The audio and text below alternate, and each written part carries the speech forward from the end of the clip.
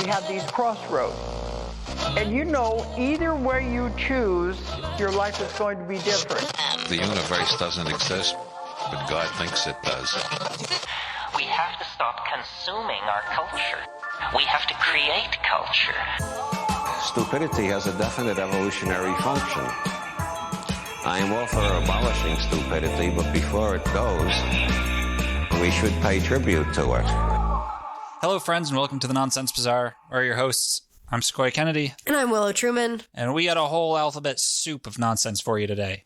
Oh. DOM, 2CB, MDA, TMP, 2CI, 2CE. 2 bags of grass, 75 pellets of mescaline, 5 sheets of high-powered blotter acid, a salt shaker half full of cocaine, a whole galaxy of multicolored uppers, downers, screamers, laughers. We don't have any of those things. No, we don't. I wish we did. Well, you know who does? Who's that? Did. American chemist Alexander Shulgin, or Sasha to his friends. Ah. Isn't that funny how Sasha is like the Russian version of Alex? Yeah. Why? Yeah, I don't get it. Me neither. Yeah. Yeah, we're talking about a lot of drugs. Sweet. So many drugs. Like, literally all the goddamn drugs. Now, Willow, that list of chemicals that I just read, have you ever heard of any of them? Oh, yeah. Yeah, I mean, the 2Cs are around 2C. Yeah. 2C. What about DOM? No. What about 2CT7? Maybe. I listen to a lot of those trip reports. Oh, fair enough. On YouTube, so. But TMP. Like, now we're lost. LF1. That's one that I'm interested in. That sounds very... We'll be talking about that one. Yeah. Aleph? Aleph1, as in the first letter of the Hebrew alphabet? Yeah. Sweet. It's the one that Shulgin destroyed the recipe for, so no one could ever... Oh my God. Yeah. And there's literally hundreds more of those. Fuck, yeah. Cool. Most of these drugs are what's known in drug culture as research chemicals. Yes. Because there's kind of sort of technically legal for research purposes. Research meaning taking them and seeing what happens. Yeah. And there's so goddamn many of them that they haven't been made illegal yet. And because there's so goddamn many of them, like every one is too niche of a market, right? Right. And also, you can just kind of change the recipe a little and make it again. Yeah. Might have some very different effects, as we'll find out. Oh, boy. But likely, if you're at all a, let's say, intermediate level enthusiast, you maybe partook in some of Sasha Shulgin's work. See, Sasha Shulgin was an early psychedelic researcher who took it upon himself to invent, produce, and along with his wife and their friends, consume hundreds of psychedelic compounds that he cooked up himself at his lab called The Farm in California. The Farm. The Farm, yes. And he did all this legally with a special license from the DEA. And despite his working relationship with the DEA, Shulgin became a counterculture hero in the 90s. Interesting. Yes. And we'll see if that's deserved. I have opinions. DEA. Yeah, the Drug Enforcement Agency. Yeah. Yeah, he was good buddies with a lot of DEA guys. Now that's interesting. Yes. I understand why, and we'll get to that. In the 1990s, Sasha and Anne Shulgin, his wife Anne, wrote and produced 2 monstrous tomes, like 1,000 pages each, called PiHKAL and TiHKAL, which stands for phenethylamines I have known and loved and tryptamines I have known and loved, respectively. The latter halves of each of these books are detailed recipes and trip reports at various dosages for, I'm not kidding when I say over 200 different psychedelic drugs. Holy shit. Yeah, I think it's like 230 something. That's a lot of drugs. It's a lot of drugs. Like, I thought I've done a lot. That's a lot. Mm-hmm. This is a lot. And now some of them barely do anything. Some of them do nothing.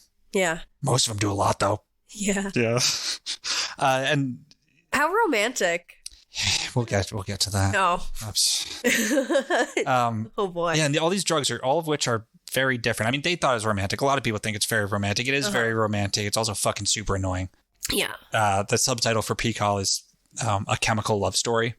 And the first half is like dude's biography, and then Anne writing about how they fell in love, and it's super fucking annoying. Yeah. Yeah, I didn't enjoy it at all. Oh. Yeah.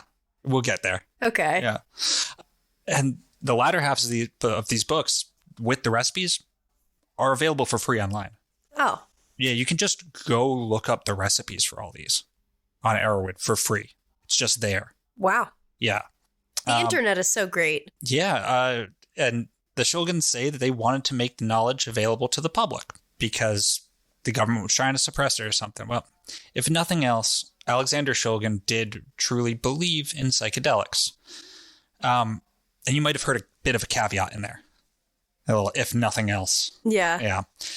There is. Like many counterculture heroes, the man is not the myth, you know? They never are. They never are. And the Shulgins, both of them, to me, exhibit some glaring faults. And there's also definitely some conspiratorial meat on these here wacky bones. Ooh. Oh, yeah. Ooh, I love to see it. Oh, yeah. Well, you'll see it. Oh, it's some good conspiracy meat. But all in all, Alexander Shulgin was, again, a very human and a wholly singular figure in the development of psychedelic culture, and some might say the evolution of the human race. Ooh. Now, we're going to get into all that, but before we do, let's do what we do and pull a tarot card. Okay.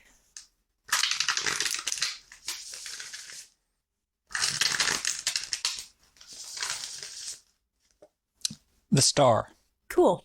Yeah. I like that card. The Trump of Aquarius. Makes sense. Yeah. Yeah, I can dig it. I can definitely dig it. That seems appropriate. Looks like it's just on a bunch of drugs right there. Yeah. All looking wacky and flowy and cosmic. Shit. Yeah. Hell yeah.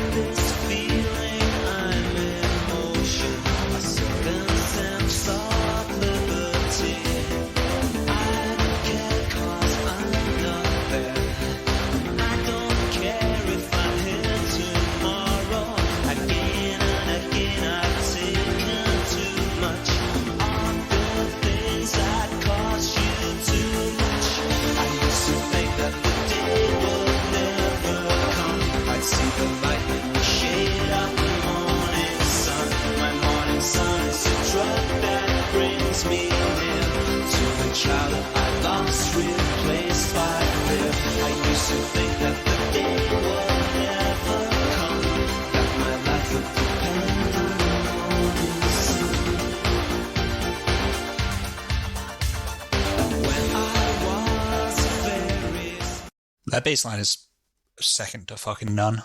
Yeah. It's so fucking good. Yeah, that's pretty good. I love that fucking song. First things first. Uh-huh. Let's talk about drug categories.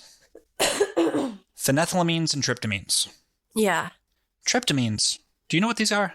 I'm familiar. Yeah, okay. So for the audience, tryptamines you probably know. LSD, psilocybin, as in the mushrooms, DMT, ayahuasca, or 5-MeO-DMT. And any advanced enthusiast will know that there are certain qualitative similarities between those chemicals. You know? The phenethylamines you probably don't know are all the same category. And these were Shulgin's primary area of research and interest. Mescaline is a phenethylamine, the active chemical in the peyote cactus. Uh-huh. Yep. So it's not a tryptamine. Mm-hmm. Even though a lot of people would probably put it in the same category in their mind. Yeah. That has LSD in it. Yeah. It's a totally different class of chemical. I didn't know that. So are all the amphetamine molecules, are also phenethylamines. I guess that makes sense. I mean, like Ritalin is methylphenidate. Yeah. Amphetamine, dextroamphetamine, methamphetamine, methylene dioxymethamphetamine, et cetera, et cetera. We'll get to that. Further, all the 2C molecules are also phenethylamines. 2CI, 2CB, 2CE, you know, all those. But yeah, it's weird that mescaline is more closely related to Adderall and meth. Mm-hmm. Right? Like, yeah. That blows my fucking mind. Or mescaline's closer to ecstasy than it is to LSD. Yeah. It's wild. So I'll be honest, I only got to read through PiHKAL. I didn't get to TiHKAL. And I wish I hadn't wasted my time reading the fucking love story because I've been told that there's some more interesting stuff around like Shulgin's passing interest in like the occult and shit in PiHKAL. No, they had to spend 200 pages talking about their blossoming love story. Okay, it's so fucking whatever. But so most of the drugs we'll be talking about are in fact phenethylamines, and even I think in PiHKAL there's the recipes for 176 phenethylamines. In TiHKAL there's only like 55 tryptamines. Spend way more time with phenethylamines than tryptamines, which is cool because that's the ones that not a lot of people know about. Mm-hmm. But backing up a bit, where'd this dude come from? Alexander Shulgin was born June 17th, 1925 in Berkeley, California. His father was a Russian immigrant, and his mom was from Illinois. Yeah. Yep. And as a kid, like, Shulgin collected stamps, and he mentions this in PiHKAL seemingly as a justification for collecting things. Yeah. Which he did with drugs. A lot of people collect things as kids. Yeah. You know, I'm love sure. Collecting things. Yeah, it's just about anyone. They probably had a collection of something as a kid. Yeah. Yeah. I tried to get into collecting things. I tried to get into collecting stamps. I couldn't do it. It's probably the same reason I just do all my drugs. I did pigs. Collect pigs? Yeah, I collected pigs. Like real pigs? No, like piggy banks, stuffed pigs, pig memorabilia. That's cool. Yeah. Calendars with pigs on them. Hell yeah. Oh yeah. Big into pigs. Hell yeah. Yeah, some kids like stamps, some like pigs. Yeah, well, the collecting thing never really left Shulgin. Yep. He just collected drugs. There you go. He couldn't collect any more drugs, he just made them. Right. I'll make new drugs out of the old drugs. Yeah. What happens if I mix this one and this one? What happens if I take this one on the come down of the other one, my liver will do this specific thing to the molecule and we'll get a brand new one that can only be synthesized in the human liver. Shit like that. Wow. Yeah. How did he not die? He didn't. Right? He fucking didn't. Yeah, well, I guess. Made it to 88. Yeah, I mean, he did die. But I mean, like, how did he not die of just putting random shit in his body? It turns out that psychedelics and all the fun drugs aren't really that fucking bad for you. Yeah, it's true. Especially if you know the dosage. Right. Yeah. It turns out it's actually the legal drugs that are the one that will probably kill you. Yeah, prescription drugs. Alcohol. Yeah. That one will kill you faster than anything else. It's not necessarily that, like, LSD or mushrooms would kill you chemically in your body, but they might make you do something stupid that would result in your death. Only if you're a moron. Yeah. Yeah. Shulgin definitely was not that. So interested growing up primarily in poetry and music. He played viola. Sensitive boy. Yeah. Shulgin won a full scholarship to Harvard at 16 through like an essay competition. And at 16 went to Cambridge, Mass. To study chemistry and psychology. He writes, I found myself a student in a social system which was completely alien to me. Everything was measured on the basis of who your family was, where you'd taken your preparatory studies, and just how much money your family had.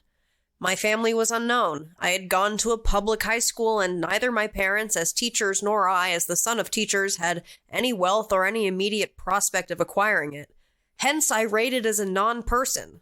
Furthermore, I was younger than most of the others, so I spent the year without developing personal relationships with anyone. I was a fish out of water, and I was miserable. Yeah. Oh. Yeah. The U.S. was already in World War II, and Shulgin joined the Navy training program, which promised a commendation if he could complete a bachelor's degree. But he hated Harvard so much that he just straight up went down to the docks and joined the Navy. Wow. Enlisted. Yeah. And while deployed, Shulgin got his first taste of the magical powers of the mind. Uh-huh. Through an injury he received. Nothing heroic at all. He cut his thumb and it got infected to all hell. Surgery was necessary but couldn't be performed at sea, so Shulgin was getting regular morphine injections. He writes, This is what is meant by a central analgesia. The pain is not deadened, it is still there. The site of action is not the thumb, but rather the brain. The problem is simply no longer of concern. Morphine is a pretty remarkable drug. You might think that that's where the fascination with drugs came from, but you'd be wrong. See, when they finally docked in Liverpool and he went in for surgery, they gave him this glass of orange juice. Said, "Yeah, you look thirsty, have this glass of orange juice." And as he was drinking it, he saw this unmistakable residue of a white solid in the glass. Oh. Yeah. A white solid. Yeah. I wasn't going to be hoodwinked by a bunch of soldiers. The juice was obviously a sophisticated cover-up for the administration of some dramatic sedative or pre-surgical anesthetic, which was expected to render me placid and unconcerned about the medical procedures they had planned for me. I resolved to prove my masculinity and control of the situation by simply denying the white crystals their power. I would drink the whole mixture down, but I would stay awake and alert. He didn't. He knocked the fuck out and didn't remember the pre-surgery anesthetic or anything. But when he recovered, he learned that the supremely powerful white powder in his orange juice had been... What do you think? What do you think it was? Not what he thought it was. It was sugar. Yeah. Yeah. It was just some fucking orange juice that the nurse gave him because he looked thirsty. Right, and sugar definitely isn't known to put you to sleep. No, but he believed it was a drug, so it did what he believed it would do. Yeah. And it was this experience that got Alexander Shulgin on the path of psychopharmacology. Yeah, that would do it. Yeah. It's like, wait a second. Yeah, he writes... A drug by itself can be a powder, a spoonful of sugar, without any curative value whatsoever. And there is a personal reality of the recipient of the drug that plays a major role in the definition of the eventual interaction. Each of us has his own reality, and each of us will construct his own unique drug-person relationship. The shock of the orange juice sugar caper led me to try to explore any and all tools that I might use to define that relationship. And when the tools that are needed are not in fact known, they must be discovered or creative. They might be moments of orgasm or fugue states or daydreams that take you momentarily to a rewarding fantasy and escape from responsibility. All of these are treasures of the spirit or psyche that allow exploration along paths which are undefined and completely individual. I decided right then and with total conviction that drugs probably represented the most predictable and reliable tools for such studies, so I would become a pharmacologist. And here's how he describes his work in an interview from 1996. As a scientist in a laboratory with modern means, but doesn't all this searching for the alternative goes back many, many, many centuries? Well, you have to realize what I'm searching for, which is not for altering consciousness or for having fun or for enjoying this or for discovering that. I'm looking for tools that can be used for studying the mind. And other people then will use the tools in finding out the aspects of the mental process and how it ties to the brain. But my main drive is as a tool maker, making of tools, and letting other people exploit them. But that means you have a fascination with how the mind, how the brain works. Completely fascinated, but not the brain, the mind. The brain is now, we're in the decade of the brain. Everyone looking at neurotransmitters here and serotonin and dopamine and all these sort of things, which is a marvelous search. And indeed, they're uncovering many peculiarities of neurological connections, but many are being found in animals. And in fact, the animal is the main location for research. And I'm interested in things that affect the mental process, the function of the mind, which is not necessarily to be found in an animal. So the questions I am addressing are: how does one affect the attitude towards something, the self-image of something, the feeling of religious ecstasy or of fear and paranoia, something you can't see in a rat. So, interesting feller. Definitely. Yeah. I mean, yeah. I'm down so far, right? Like I'm super down. Yeah. So after the war, Shulgin went to UC Berkeley, where he was a self-described so-so chemist and where he wrote a, quote, dull and uninspired thesis and got his PhD. And here our fucking clown asses are writing 1,000 pages a year just to get you, dear listener, to give us $5. And at the time, Shulgin says that while there were incredible religious and cultural descriptions of the Native American peyote religion, and there was Aldous Huxley's The Doors of Perception, there was absolutely no interest paid to mescaline in the field of chemistry. And this bothered Shulgin since it could be so easily synthesized, but no one seemed to care. Right? Like, it was already in the cultural zeitgeist, mescaline was, and had been, but chemists specifically just did not care about synthesizing mescaline. Eventually, Shulgin got to try mescaline himself, 350 milligrams of mescaline sulfate, and here's Shulgin speaking about it from the same interview. Oh boy. Can you, when you go back to when you were young, what was there something that made you go for the mind? Yes, it was an extraordinary experience with mescaline. Oh gosh, about 40 years ago. I was given in an experimental setting 350 milligrams of mescaline sulfate, and I knew intellectually what it was and what it did, but I did not know personally what it was and what it did. There were about 10 of us together, and about half of us were experimental subjects, and half of the people were babysitters. And I went in it with rather an open view of what was going to happen, and I was totally dumbfounded by what occurred. I suddenly found myself into an extraordinary world, physical world around me, visual, sensory world of color, of interpretation, of motion, of form, of shape. And my first response was to say, how did this drug do this? How did 350 milligrams of a white solid produce this effect? And then I realized the drug had almost nothing to do with it. That drug allowed me to realize, express, to appreciate what was there all along. And I was totally blind to it. So what it did, it catalyzed the opening of my own viewing, and that caught my fancy. And from that point on, I've been in research in this world ever since. That's very interesting. Yeah. So around this time, late 40s, Shulgin also married his first wife, Helen, with whom he would have one son, who is referred to in PiHKAL as Theo. That's not his real name. Not sure what his real name is. He also went to work for the Dow Chemical Company. And while at the Dow Chemical Company, Shulgin invented a biodegradable insecticide that before then, insecticides were not biodegradable, which is... So just poison everywhere. Yeah, that doesn't go away. Shulgin made a poison that does go away. Huh. And it so impressed his bosses that he was then given free reign to do whatever the hell he wanted. So he says. So he started making drugs, psychedelics, specifically variations on mescaline. And the problem he quickly encountered was that there is no animal model that has ever been developed, or as far as I can predict, will ever be developed for the characterization and evaluation of a psychedelic drug. Thus, all discovery must use the human animal, and I was, by default, that animal. Yeah. No, I guess no one else is going to do it. It's got to be me. I guess I'll be the lab rat. Yeah. Of course, the bosses wouldn't like that, so he had to set up a basically bullshit testing setup to answer the question, how much does it take to do a thing? Which, as Shulgin says, is infinitely easier to answer than what does it do? Yeah. So he and his partner, Bert, got a bunch of fish tanks, a bunch of fish, and a gram of pure LSD from Sandow's labs in Switzerland.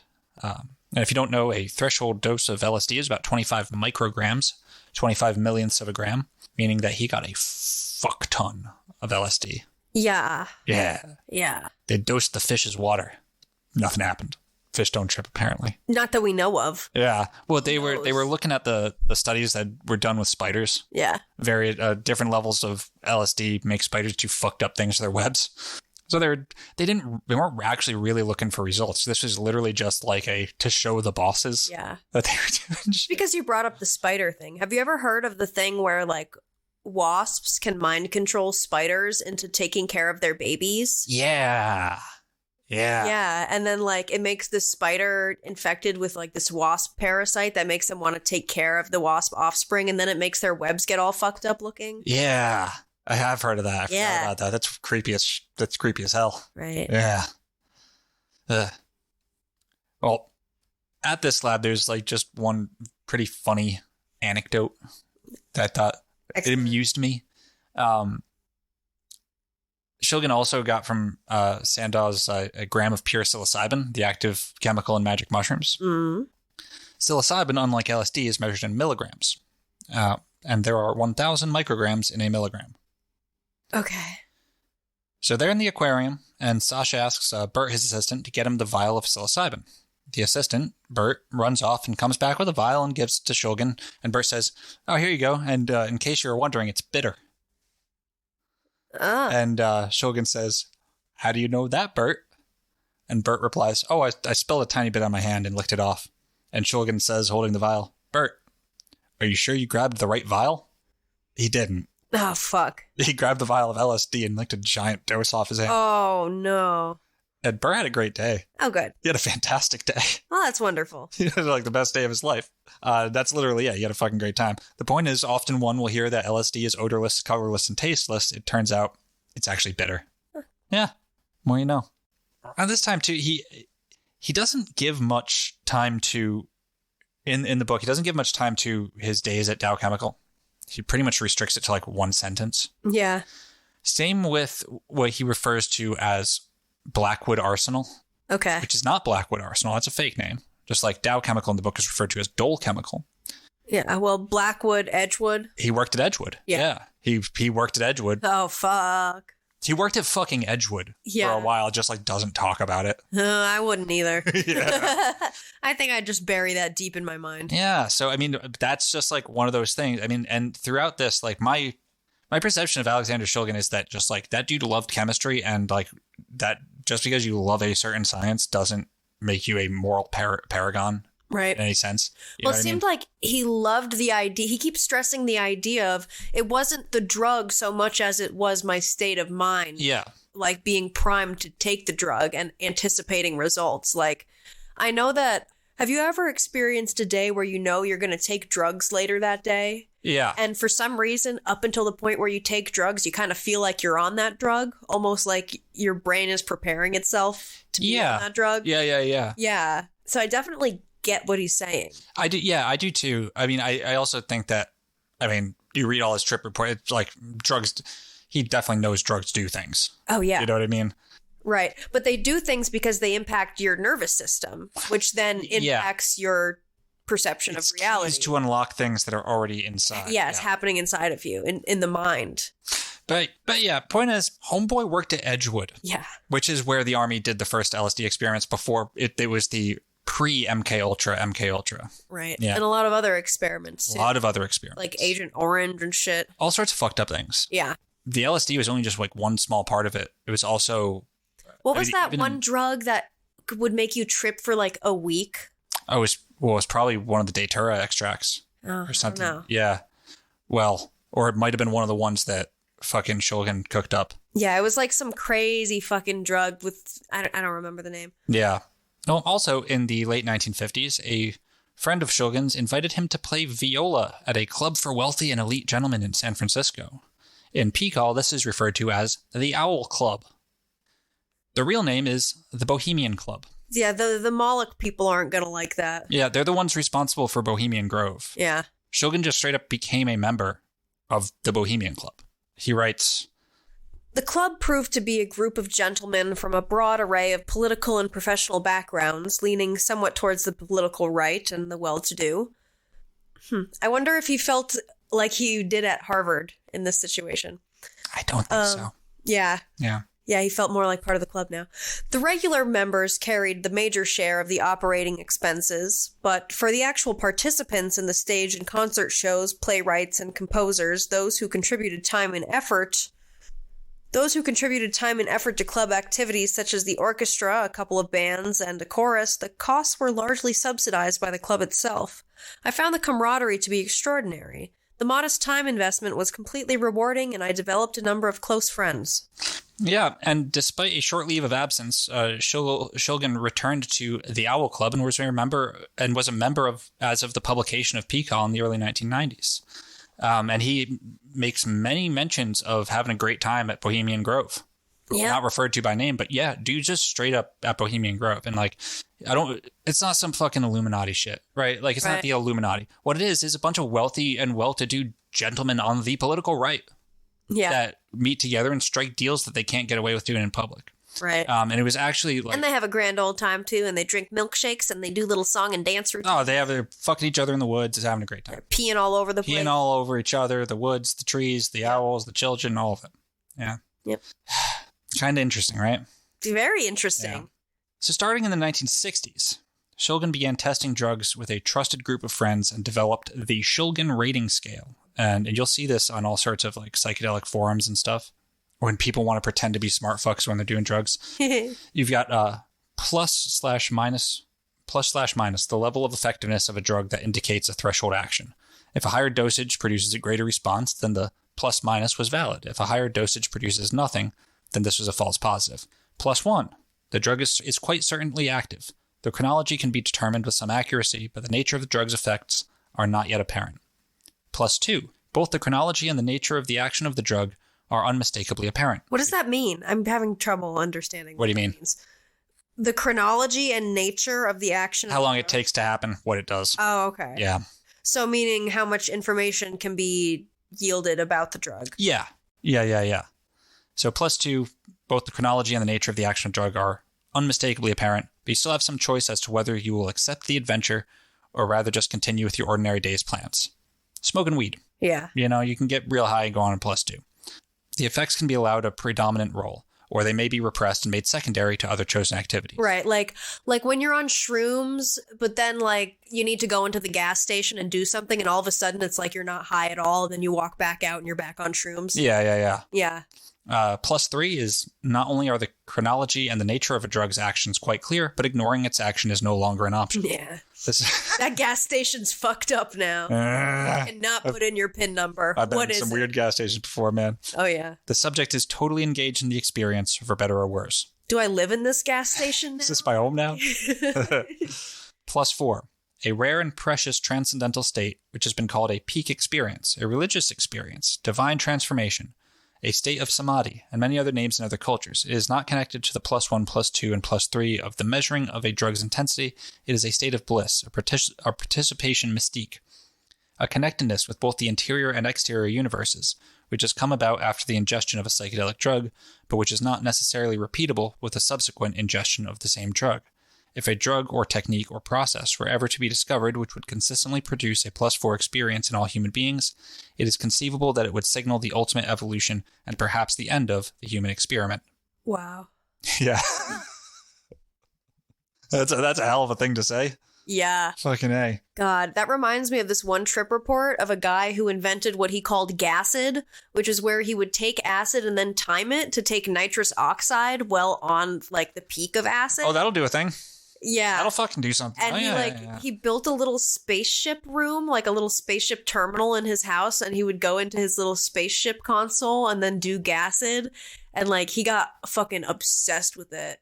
Yeah. Until he almost died and then realized like, okay, I have to stop. Oh no, that combination right there will I did a whip it on acid once. Is that what yeah. It's not nitrous. Yeah, it is. Yeah. Oh, okay. Yeah. But this dude's probably doing a lot more than just a Oh, he was whip. probably doing multiple canisters in a row. Yeah. He probably had a fucking big tank, and yeah. I hope he wasn't just maybe he had like a mask and everything. He wasn't just God, like, fucking no. huffing on a balloon. It was fucking up his marriage and everything. Like yeah. It's a very interesting report.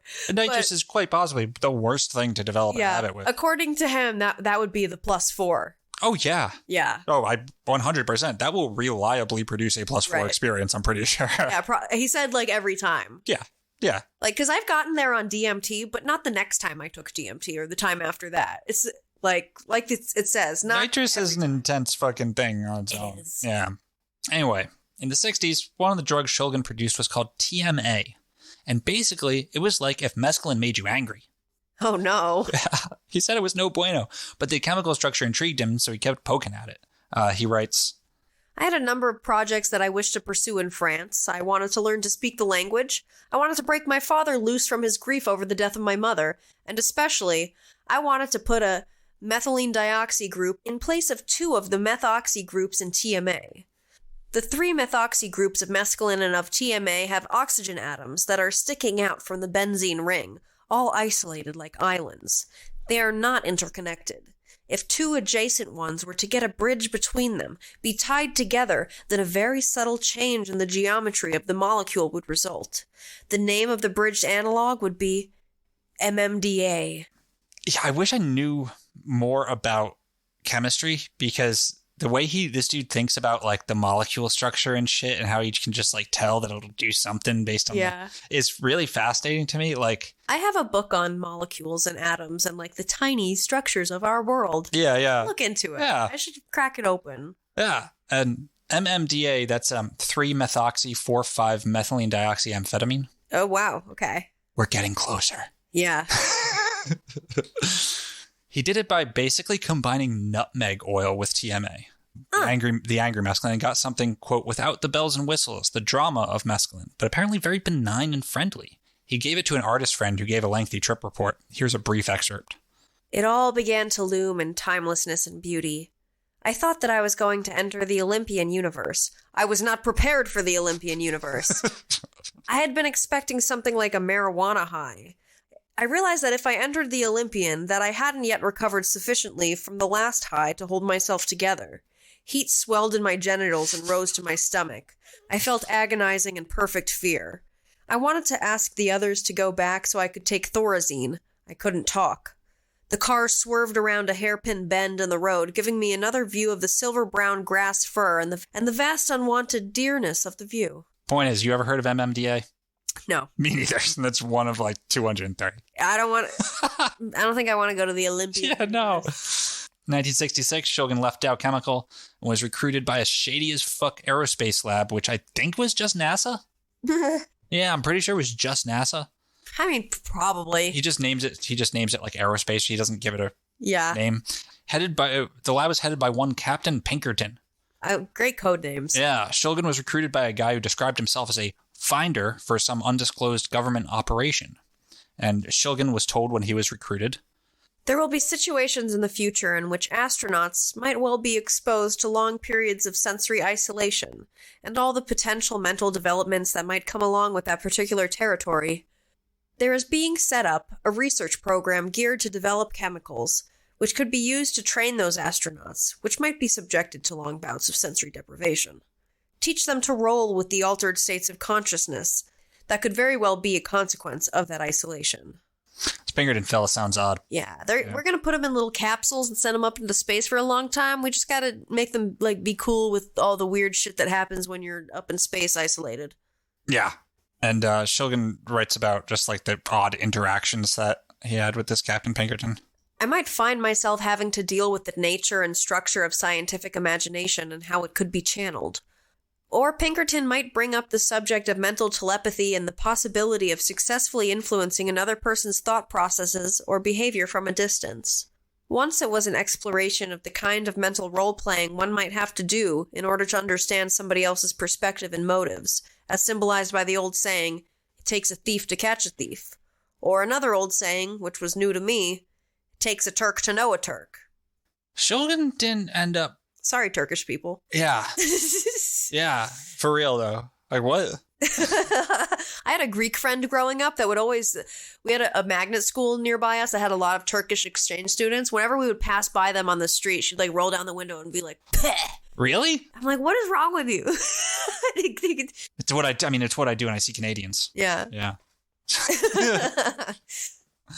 Yeah, Shulgin didn't end up finding out just what this Pinkerton guy was up to, he says, because he says when he was asked to get a security clearance, he declined it because he said his research would forever be siloed away and sealed from the public, and he'd be under this weight. So he says that he refused the security clearance. Yeah. That's what he says. That is what he says. That's what he says. He later heard rumors from others that worked there that the money to develop psychedelic drugs was actually coming from the Department of Defense and CIA. Isn't that interesting? I mean, it's not surprising either. Yeah. Yeah. One psychedelic Shulgin made during the 60s was called DOM, D-O-M. It was a very long-lasting trip. Through the year 1964, DOM was being evaluated by several of my allies in the dosage range of 2 to 4 milligrams. I was still dedicated to marginal threshold dosage evaluations, unwilling to dip into the spring deeply. I admire to this day the brave souls who worked with me to explore the nature of this material. My friend Terry evaluated 2.3 milligrams and reported an extraordinary mood elevation, with no indication of any nausea whatsoever. In the third hour, he found a pronounced enhancement of odors and of emotional interactions with a richness of empathy. At the 8th hour, there was an unmistakable decline, and a 3/4 grain of seconal. Seconal. And a 3/4 grain of seconal was needed for sleep at the 10th hour. Yeah, so in 1967, DOM began showing up on the streets of San Francisco under the name STP, Serenity, Tranquility, Peace. It caused quite a stir because it sent many a hippie to the hospital with intense seizures and at least one death. Shit, they must have been taking more than 2.3 milligrams. Yeah, whatever street chemist had cooked it up was giving out doses of 20 milligrams. Okay. Yeah. Yeah, that'll do it. Once he realized his mistake, the dosage changed to 10 milligrams, which was That's still a lot. still enough to overdose. Shulgin thinks this may have happened after a lecture he gave about the mechanics of how Dom was made, but he says he doesn't know, and that regardless, once he made his discoveries, the knowledge was just out there. Yeah. In his notes in the 90s, Shulgin found a handwritten note of completely unknown origin that says... He wrote it himself while on the drug. I'm sure. If on this page I shall have expressed it to you, then it is true that Dom has the glory and the doom sealed up in it. All that's needed to unseal it is to surround it with a warm, living human for a few hours. For that human, for those hours, all the dark things are made clear. Whoa. Okay. Yeah. Just imagine Alexander Shulgin just like... And then just locking away that handwritten note somewhere. In like a fucking robe, in his fucking Bohemian Grove robe with a candelabra, writing about the glory and the doom seal. It's such a fucking... It's all contained in this chemical. It just needs a human to take it. That's the most edgelord ass drug note I've ever read. It makes it sound really badass, though. I'd take a couple milligrams, fuck it. Yeah. Let's go. Well, in 1967, while babysitting, or in his words, acting as daddy in residence to his friend Noel's graduate students at UC Berkeley, a graduate student told Shulgin of a very interesting chemical she had played with. One of these was a dear sprite, appropriately named Mary Kleinman, who told me that she had done an experiment with two very close friends of hers, and that they had used 100 milligrams of N-methylated MDA. She shared very little about the experience, but implied that it was quite emotional, and that there had been basically a good reaction from all three of them. Now, Shulgin had heard of N-methylated MDA.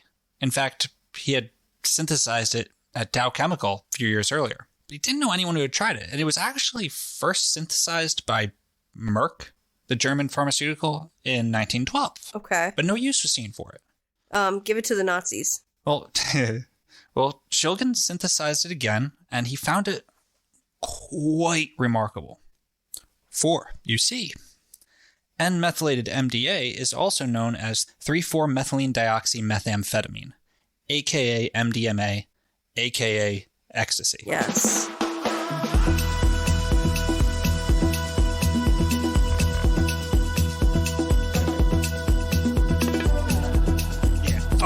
Fuck yeah, let's go. Let's go, Sasha.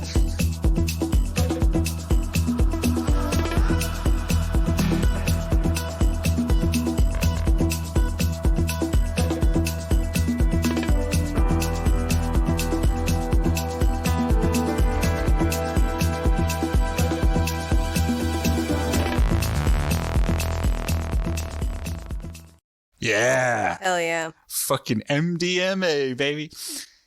MDMA would end up being Shulgin's claim to counterculture fame.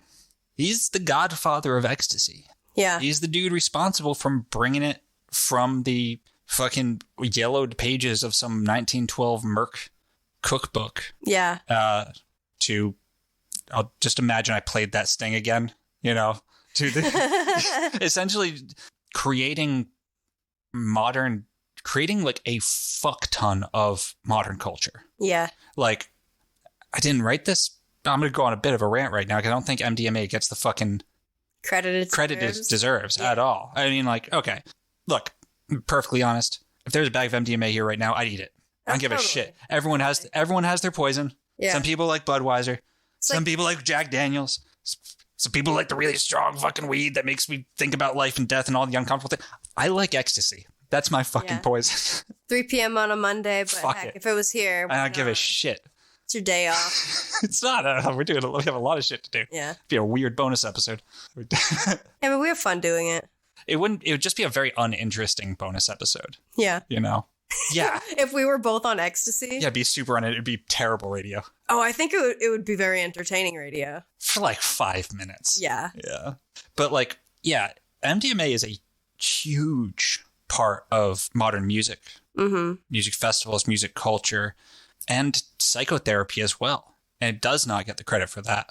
Mm-hmm. We're going to talk about that in a second. Yeah.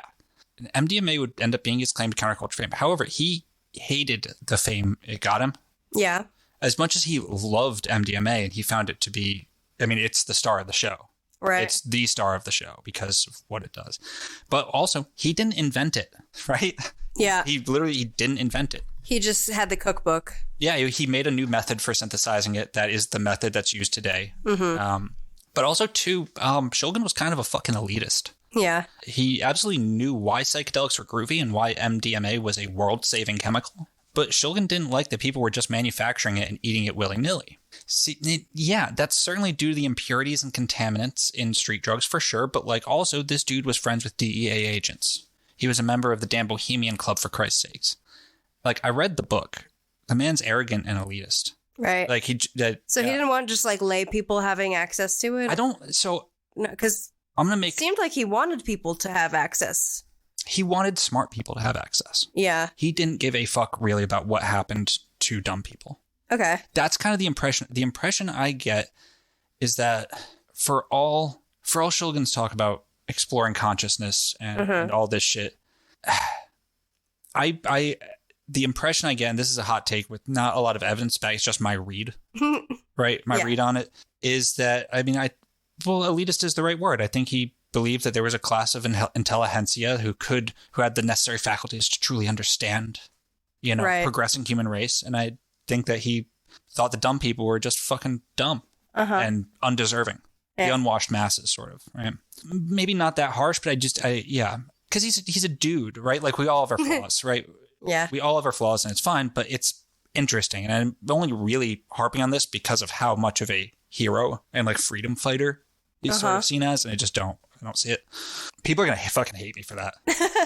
I mean, he's a chemist that experimented around with drugs. Yeah, that's who he is. Yeah. And his work is monumental in its achievement. Right. Like, I have an insane amount of respect for Alexander Shulgin. Mm-hmm. It's fucking nuts what he did. Yeah. But let's just fucking tone it down a bit. But drug people do that. They do that to all their fucking heroes. Every goddamn hero of drug culture is the greatest hero who's ever lived. And it's like, nah, he did a cool thing. Just let it be. Right. It's true. Well, in one experiment with MDMA, Shulgin gave it to a friend of his, and he relates what happened when it kicked in. We walked up the hill to an area I had leased out to the condominium builders on the neighboring land for the storage of lumber. There were several no smoking signs around as fire warnings. Do you think I smoke too much? Do you think you smoke too much? I don't think so. Then the answer is probably not. It was now an hour into the experiment and still no acknowledgement of any activity from the MDMA. Then came the unexpected question, the off-the-wall question. Is it all right to be alive? You bet your sweet ass it's all right to be alive. It's a grace to be alive. That was it. She plunged into the MDMA state and started running down the hill, calling out that it was all right to be alive. All the greens became living greens. All the sticks and stones became vital sticks and stones. I caught up with her and her face was radiant. She told me some of her personal history, which I knew well, but with which she had never come to peace. She had come into the world by an unexpected cesarean section, and her mother had died during the delivery, and for 50 years she had lived in the guilt of having had her life given at the cost of her mother's life. Yeah, Shulgin didn't hear from her for months.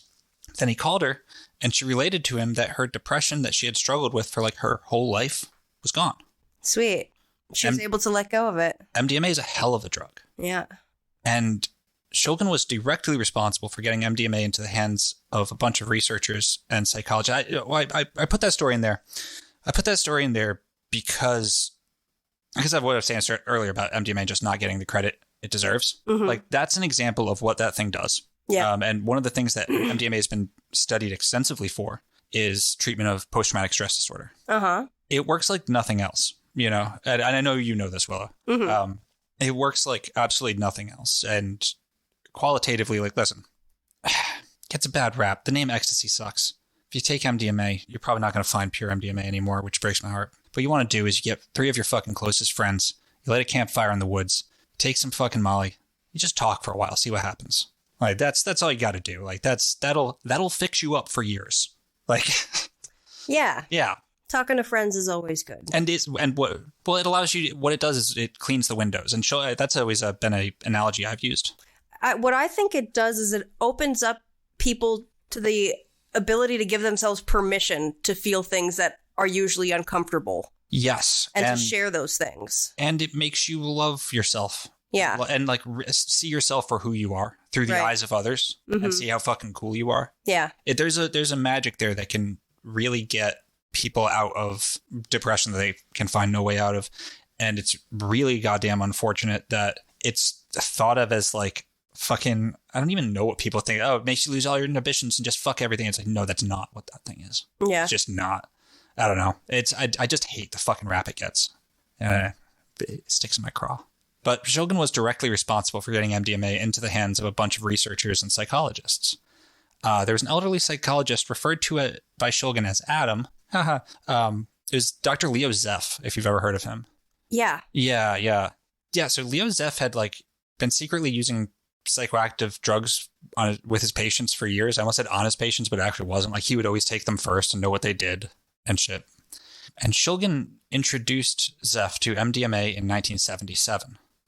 And I believe it was at Zeff's funeral that a mutual friend, when Shulgin asked, like, how many people do you think he ended up giving MDMA to? The friend estimated that Leo Zeff had used MDMA to treat upwards to 4,000 patients in a few years. That's quite a lot of people, especially. Did they know? Yeah. Oh, yeah. Okay. Yeah. No, that was all fucking. Okay. Yeah, totally consensual. Zeff had taken the drugs himself. He knew what they did. He talked to him about it beforehand. But yeah, Shulgin wrote about MDMA afterwards. It has proven to be such a valuable psychotherapeutic adjunct. I truly believe it will persevere in therapeutic use for a long time to come, despite the structuring of the law that has come about in many countries to prohibit its use and discourage its study. As one psychiatrist put it, MDMA is penicillin for the soul, and you don't give up penicillin once you've seen what it can do. Yeah, MDMA is penicillin for the soul. Yeah. And that was also one of the reasons why he was pissed about being the godfather of ecstasy and pissed about the whole drug culture that had come about. And I can understand that from that perspective. From the perspective of an elitist smart fuck, you're seeing it being used to treat thousands of patients and like save lives and like legitimately save lives. And then it gets banned because from your perspective, fucking idiot kids are just taking ecstasy. Yeah. What's weird is that like when ecstasy first hit the scene, like there was like daytime talk shows where like they were talking about, there was places you could buy it legally in stores for a little while. Yeah. And then all of a sudden the Reagan administration fucking like, it was like an executive order, an emergency scheduling because just too many people were doing it. Oh, but I've heard that people can die or get overheat and you drown yourself. Well, here's the thing. British government did a study on the relative dangers of different drugs. It was in the 21st century at some point. I forget if it was which decade, but yeah, it was after 2000. They ranked the relative harm of different drugs. Up at the top, cigarettes. Mm-hmm. Right below that, alcohol. Yeah. Below that, cocaine, heroin, and then every prescription drug you can think of.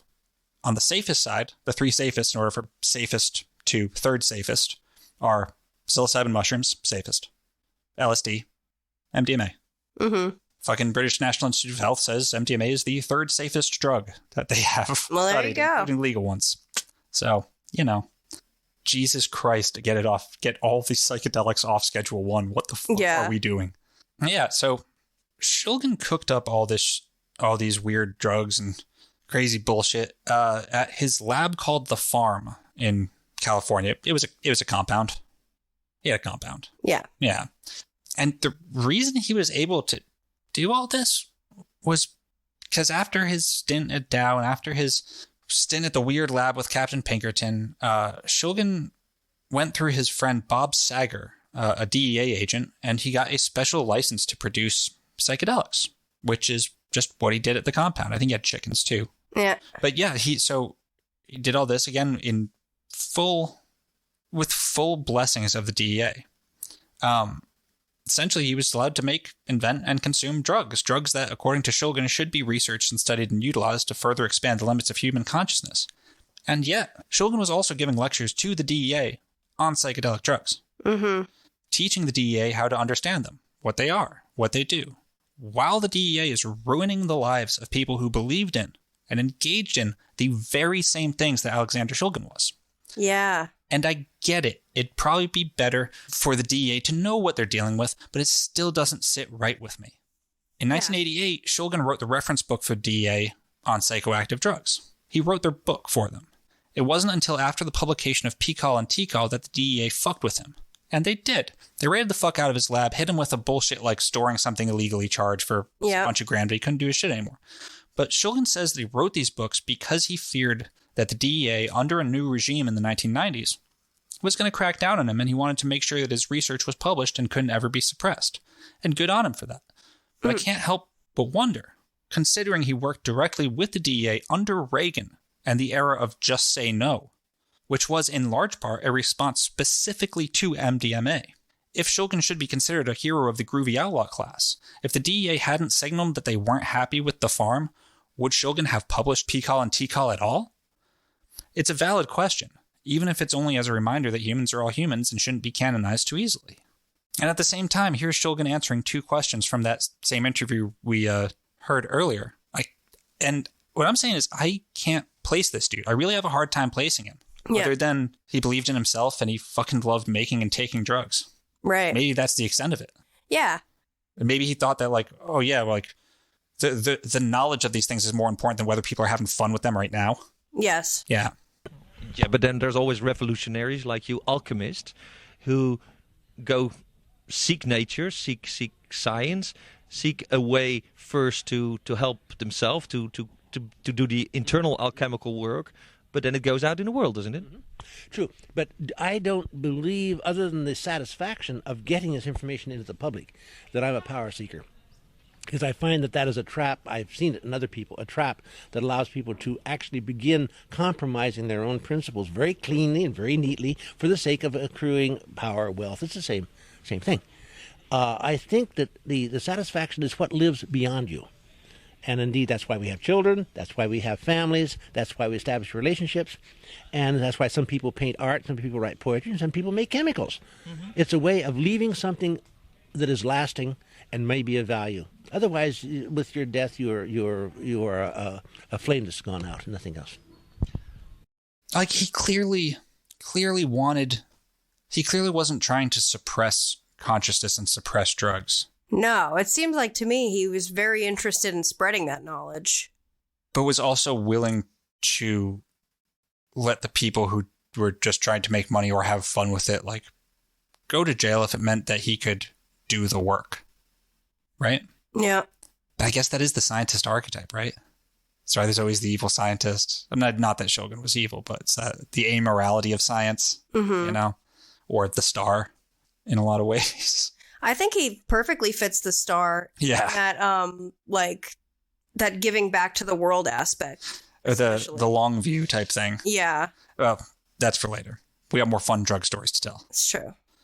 So Shulgin had, like all psychedelic warriors, his own lingo. He used the term piggybacking to describe taking a drug as another was on the come down.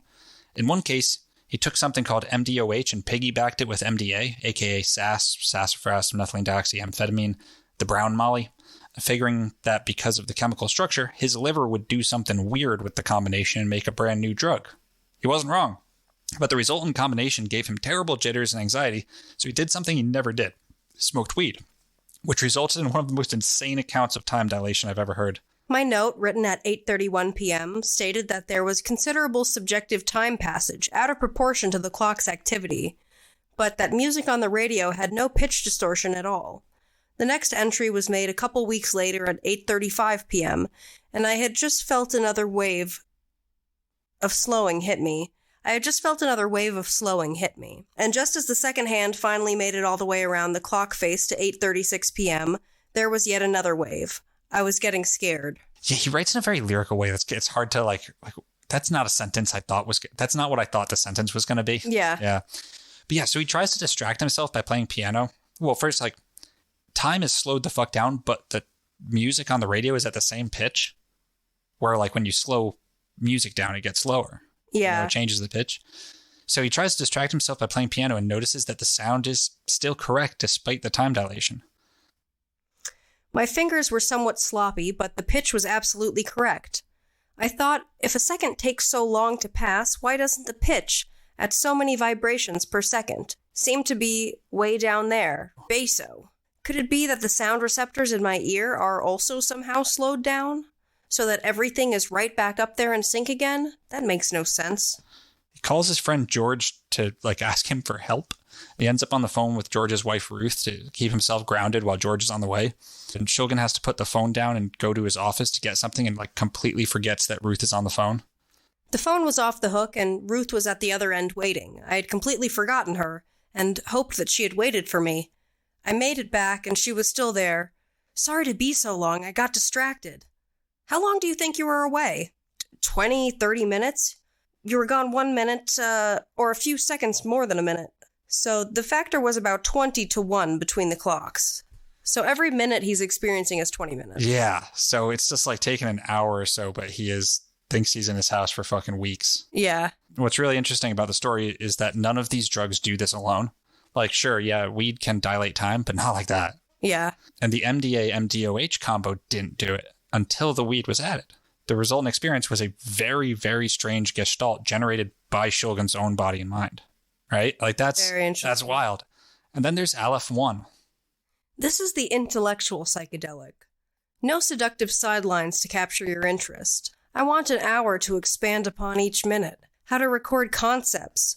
One can't even record music without a time dimension. But concepts are in no time, timeless, thus lasting, but untellable, only actable. Therefore concepts are acts of power. This drug too shall pass. I want to scream about it to the world, but that would destroy it. This drug is power. I will talk about its effects, but I must not reveal its identity. I will have to explore through the open doorway alone. Jesus. Dude. Yeah. Here's some of the resultant power Shulgin found. Concept equals intensity equals power. Tell no one about this drug so that it can never be identified, and there can no moves be made to destroy it. Concept censored. I apparently censored this concept because it was so personal and private. I simply refused to give anyone the right to it, including myself. Everything I turn to moves, not in the physical or visual sense, but in the conceptual and constructive sense. One can create a concept from anything, a speck of dust, an insect. Try eyes closed. Looks like cottage cheese. Nothing there. Read the next couple. Concept. There are hints of this in all other psychedelic drugs, but always lost in some sensory dimension. Concept. This is what Huxley was trying to pick out of LSD and mescaline. This is each of those, LSD and mescaline, devoid of the entertainment, pure conceptualization. It is frightening. Concept. Try lab work. Why? I would merely prove I can do what I already know I can do. To what audience? Concept. Other drugs have the virtue of providing their own escape hatches, the sensory diversion. Therefore, this one is especially dangerous. Concept. The thing to do is to focus one's diversions into a single sense, like the Western world being glued to its TV or radio. McLuhan had it right. Lying down is too much. I am out of control. It is better to be ambulatory so that escape can be made with visual input. Yeah, I relate to that. It's a hell of a drug description. Try lab work. Why? I would merely prove I can do what I already know I can do. Isn't that the exact opposite of science? Yeah. I love how this dude's to what audience? He's even in the book, he's this shit is so fucking crazy. Here's ignore the nonsense in this trip report. This is 1/8 of the full trip report. He's just ignore it, but you'll see when you read my trip, you'll see why this shit is so powerful. I'm reading this shit. I'm like, this dude's lost his fucking mind. It's just he's on. This is a man on drugs. So many concepts. Looks like cottage cheese. That's literally just what I would expect the writing of a dude on drugs to sound like, though. Yeah. He synthesized a few more alephs, but abandoned it in favor of the 2C chemicals. Interestingly, 2CB was stated to be he and his second wife Anne's favorite drugs. Apparently, it was very sensual and erotic. Yeah. About Anne and the subtitle of PiHKAL, A Chemical Love Story. So a huge portion of PiHKAL is literally just a fucking super, super annoying love story. Yeah. I'm sorry, but it's super annoying. I'll give the brief rundown, then we're talking about drugs again. Shulgin's first wife, who's named Helen in the book, it's not her real name, died of a brain tumor, I believe, in the late 70s. In PiHKAL, Shulgin talks about how he wasn't really in love with her, and she only joined him on his psychedelic voyages once. What's more, he was also having an affair with a good friend's wife, referred to as Ursula in the book. The portion of PiHKAL dealing with this love story is written by Anne. She meets him at a smart fuck dinner party and falls madly in love with him. But he's in love with Ursula. And Ursula keeps telling him she's going to leave her husband in Germany and come be with him.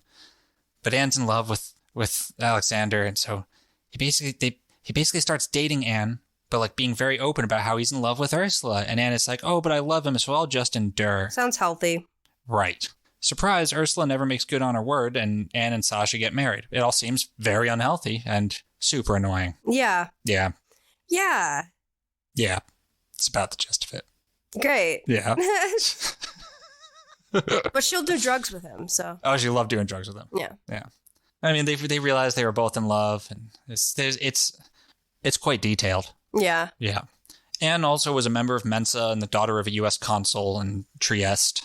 Again, these people are the intelligentsia. They're just eating drugs and acting like teenagers at age 50.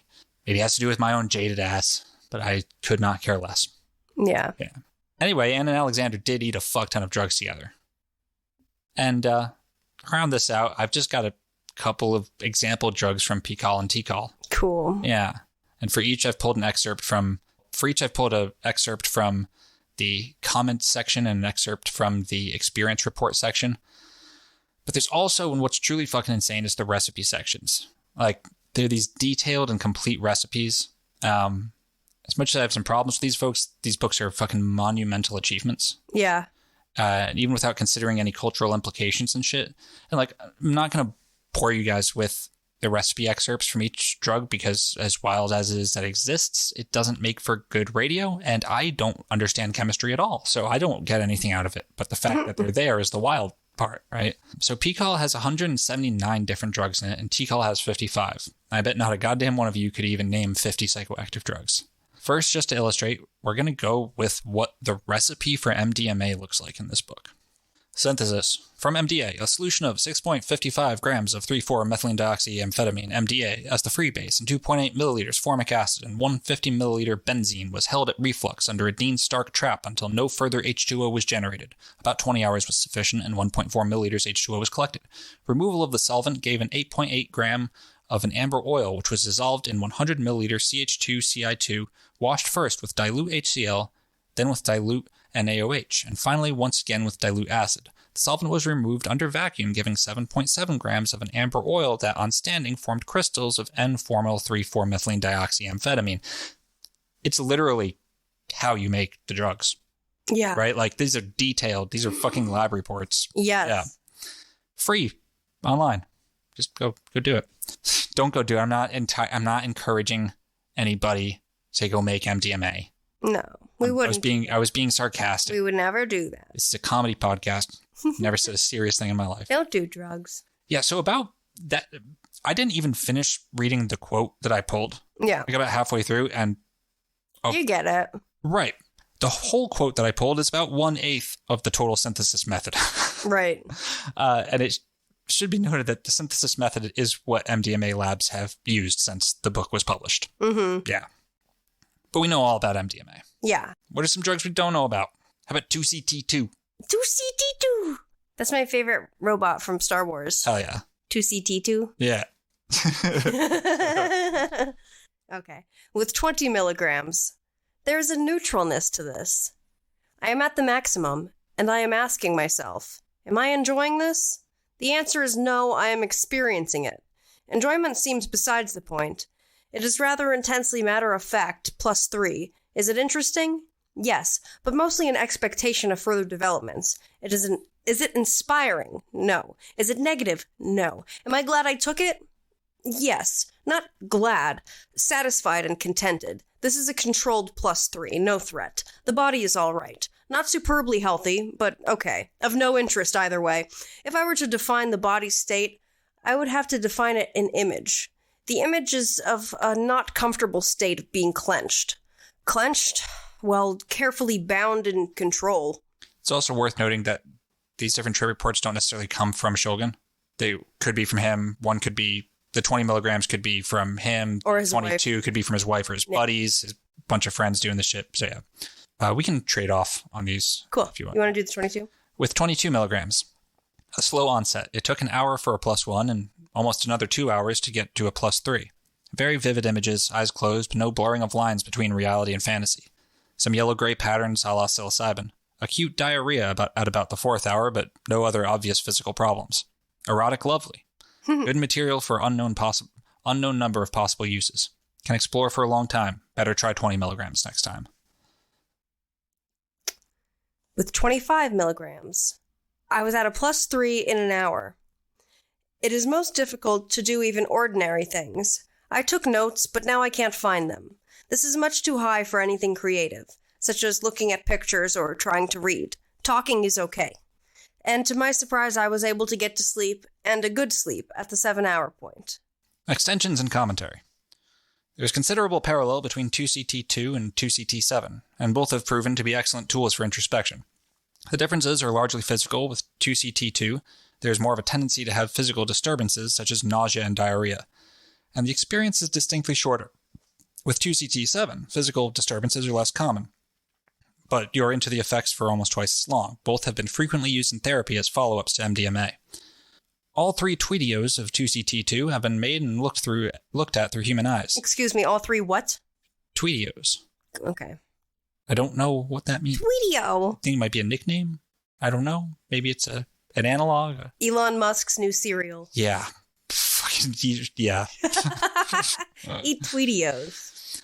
The 2-ETO homolog of the 2CT2 is 2-ethoxy-4-ethylthio 5-methoxyphenethylamine, or 2CT2-2-ETO. Oh my god.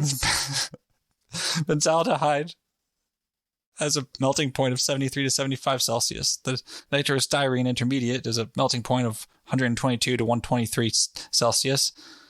There's something about the final hydrochloride. Basically, it's more science shit. Yeah. But again, it says the effects were felt very quickly. Vision was blurred. Yeah. Or intense eyes closed visuals. And the generation of a pleasant contemplative mood. Baseline was reestablished in 5 or 6 hours, but sleep was restless with weird dreams. Nasal administration showed considerable variation between individuals, but a typical dose was 10 milligrams. And that's maybe half the extensions and commentary. Yeah. At, again, 179 in this one book. Damn. Crazy. And that's, yeah.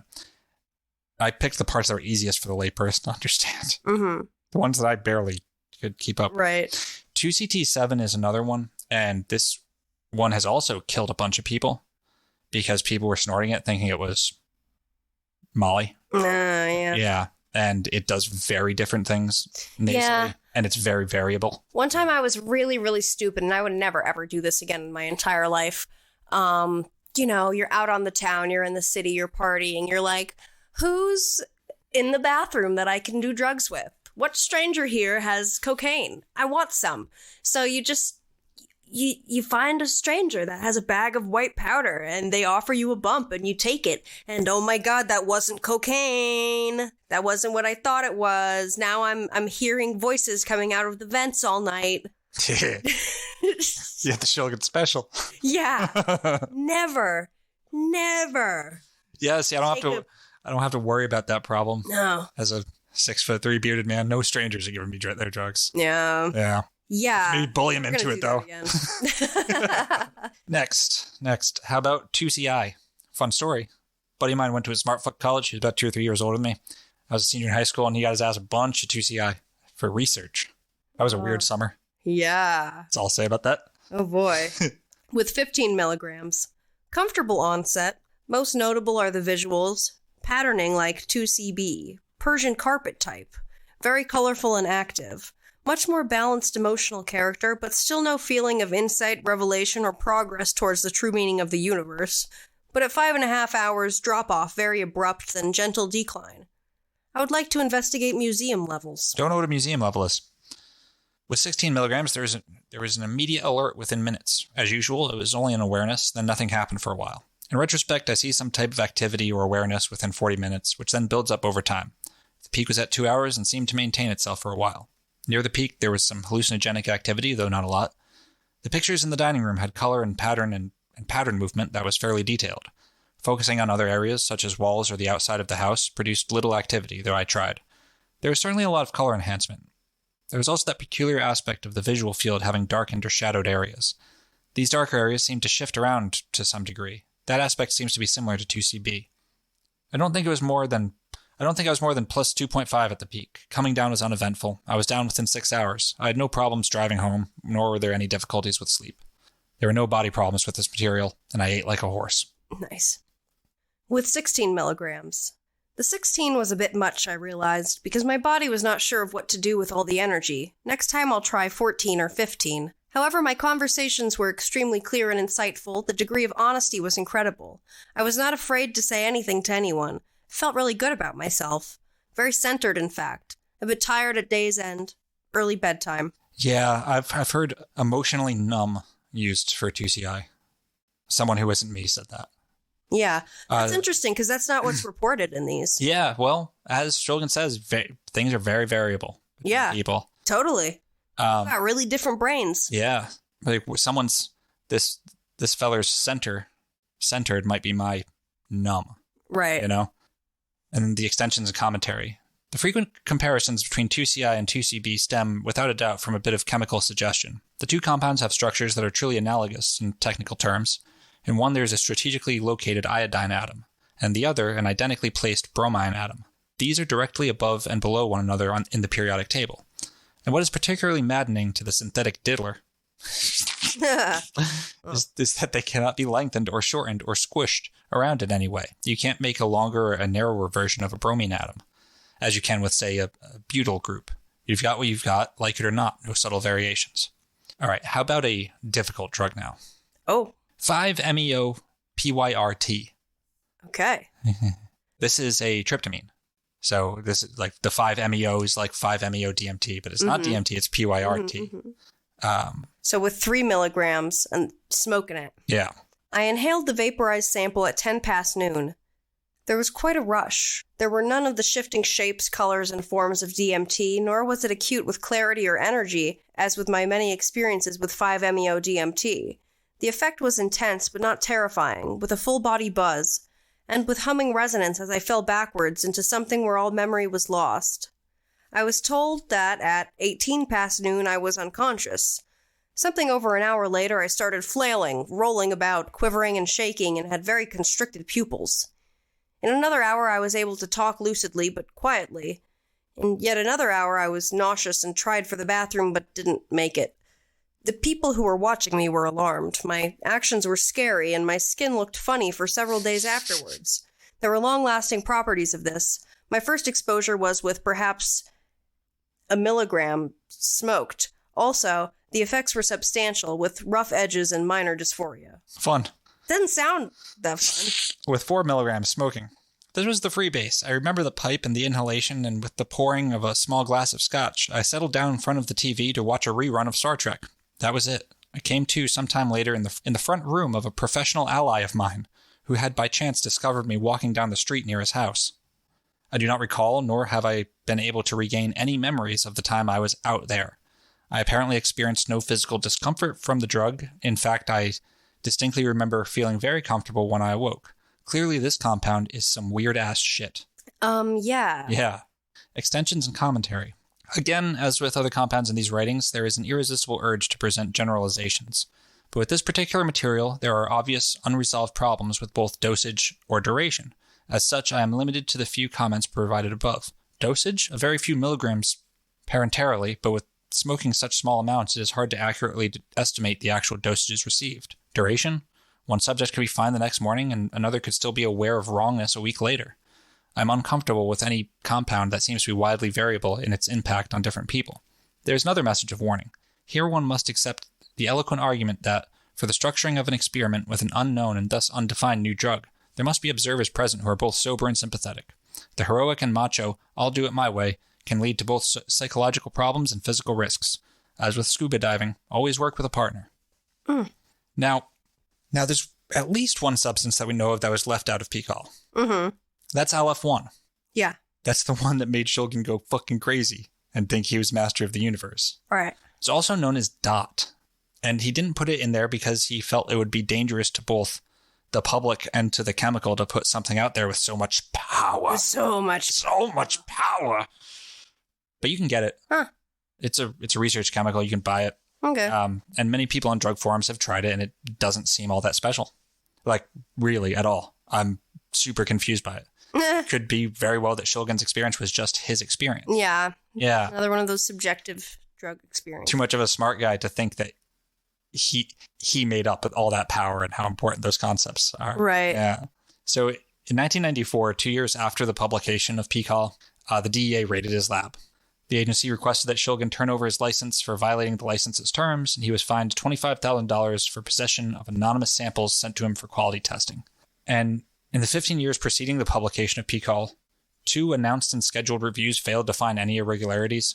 Richard Meyer, spokesman for the DEA's San Francisco Field Division, has stated that, quote, "It is our opinion that those books are pretty much cookbooks on how to make illegal drugs. Agents tell me that in clandestine labs that they have raided, they have found copies of those books." Yeah, bud. Yeah. That's literally what they are. It's what they're stated to be. It's true. This isn't some fucking weird postmodern fiction, except for the first half a bit. Yeah. No, they're fucking cookbooks, dude. Yeah. After the publication of these books, there's a lot of footage of like Shulgin giving talks at like Burning Man and shit, and like lectures and stuff. And this is what pushed him and Anne into the hippie ass spotlight. And there's a movie, a documentary on Shulgin on YouTube. I think it's called Dirty Pictures. And it's interesting. It's funny, like seeing him talk chemistry with these like fucking hippies. Yeah. You know.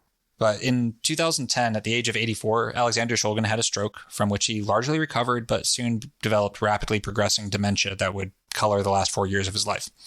He died at his home in the company of Anne on June 2nd, 2014, at the age of 88, which is 14 years older than the average life expectancy of American males. Good for him. Point is, man didn't really drink, and he definitely wasn't huffing glue with Puhar. Yeah. The real weird shit really isn't that bad for you. And yeah, he lasted a long time. Jesus Christ. Yeah. He did. So that's what I got. And there was others, you know, there's some long ass books, man. There's a lot of shit. I'd recommend checking them out. They're very interesting. They're online for free. So. Yeah, the first halves aren't. Like, you got to buy those. Mm-hmm. I still like to read TiHKAL because I feel like there's probably just some interesting tidbits in there that I pull out and get my conspiracy theorist brain running. Yeah. So in the context of The Star, what do you think about Alexander Shulgin? I think it makes perfect sense. Yeah. Yeah. I mean, you know, she's pouring the water. She's taking the water out of the pool and then pouring it back into the earth, and then it's flowing right back into the pool. Like, he's taking the knowledge of what he knows. Yeah. And putting it out there. Yeah, and the Star, as we've talked about before on the show with The Star, like it's cold. It's like I'm thinking about. See, I don't agree with that interpretation. It's cold. Yeah, maybe. I think so, because I feel like the Star is a very warm and uplifting card that like comes after the Tower. You know, it's like very supportive. I see it as a place to like rest. To me, the Star represents the understanding that there is inherent, that there is meaning in the universe, which is comforting. There's a comfort there, but it's not warm. It's the Trump of Aquarius, for example. And Aquarius is humanitarian, but not necessarily empathetic. It's concerned with humanitarianism and utilitarianism, but not necessarily empathy. Do you know what I mean?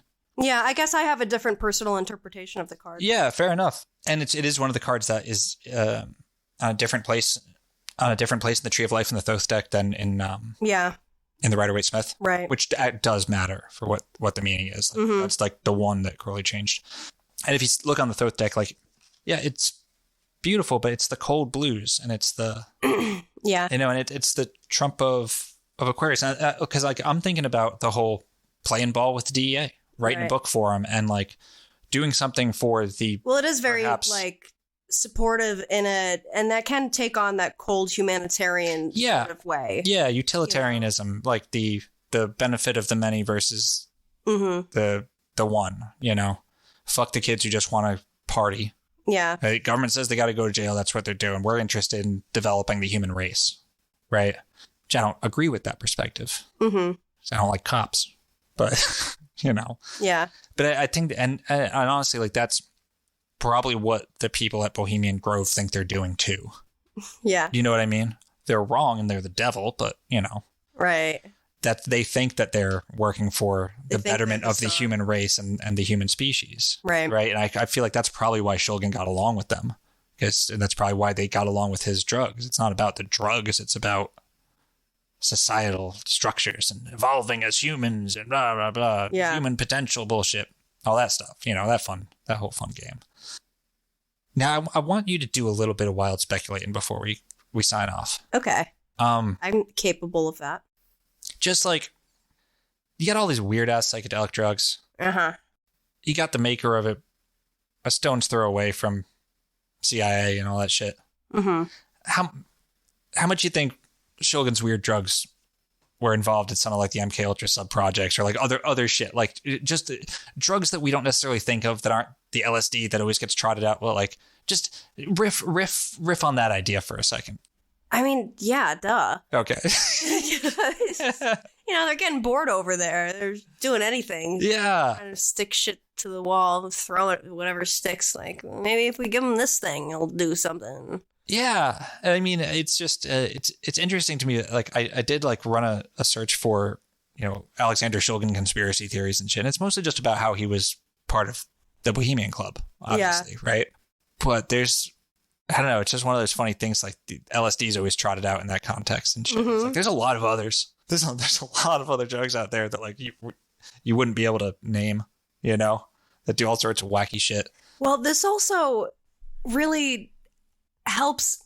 It adds more credibility to our idea of like there's psyop in the music festivals. Oh, like, certainly. Because you can trace MDMA straight to the CIA. Yeah, I mean, yeah. Yeah. And I have been told about a psychedelic that was showing up at music festivals not so very long ago. That's probably where they're doing... that was making people angry. Yeah. You know? They're probably like...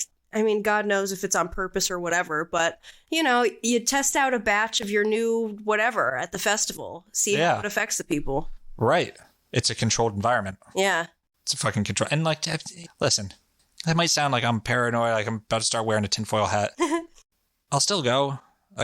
But you won't do drugs from strangers. Never do drugs from strangers. Never. It's a bad idea. It's a really bad idea. It's a bad idea. You're going to hear voices coming out of the radio, the air vents. Or worse. Or worse. Who knows? Or worse, you'll be walking down the street and not even remember it. Wake up in your friend's house. Hopefully it's your friend's house. Hopefully. I think that was a professional ally too. Yeah. 2 lawyers or something. But yeah, that's fucking Sasha Shulgin. That was really interesting. Hell yeah. Hell yeah. Well, listener, if you found that really interesting, give us a rating, give us a review. Find us on all the things, and you can find us on Patreon, where you get access to our bonus series, Corkboard Bazaar, and our new Discord server. You can join a community of... Yeah, it's fun. It's fun over there. Maniacs. Yeah, it's a lot of fun. And you get all that for $5 a month, patreon.com/nonsensebazaar. Find me on social media, Sequoia Kennedy. You won't be able to spell it. Look at my profile. Yeah, find Willow Truman, and then find him through me. Yeah. Yeah. Take care, guys. Take care, everybody. Next week. See ya. Peace. Bye-bye.